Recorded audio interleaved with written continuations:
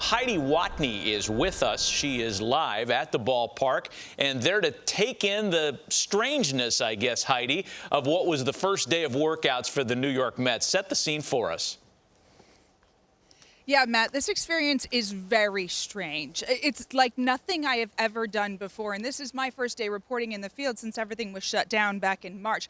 Everyone here is wearing masks. I'm allowed to take it off just for this live shot.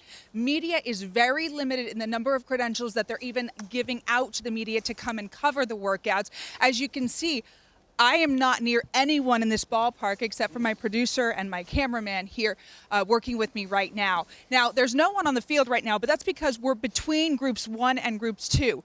The Mets are being very cautious. They divided their team into 3 groups. The first 2 groups are all pitchers. The first group left about maybe a half an hour ago. The second group will be coming in any minute now, and they'll work out this afternoon. The position players will come in this evening. Now, another very strange thing about this, as a member of the media, we're not allowed to talk to the players or coaches in person. There are no one-on-one interviews that can be conducted because while the players and coaches are being tested nearly daily for coronavirus, we in the media are not. So all of our interviews are being conducted via video conferencing.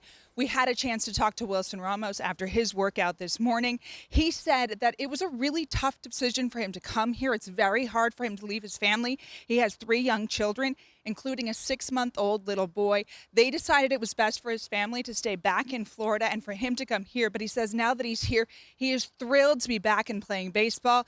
And he actually has some experience from winter ball that he thinks can help in this 60-game sprint.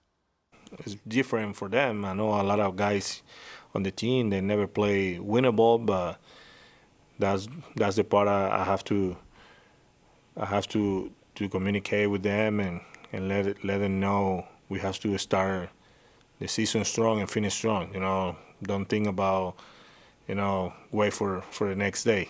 We have to go out there and play hard every game.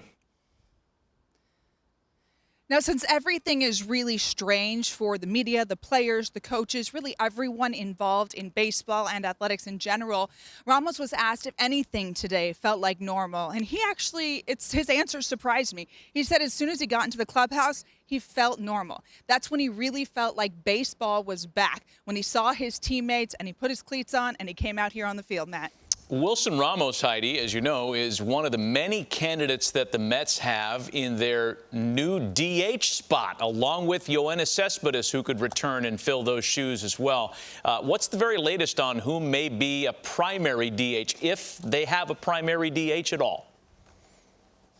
Yeah, Matt, the Mets here are one of the teams in the National League that benefit probably the most from having a DH.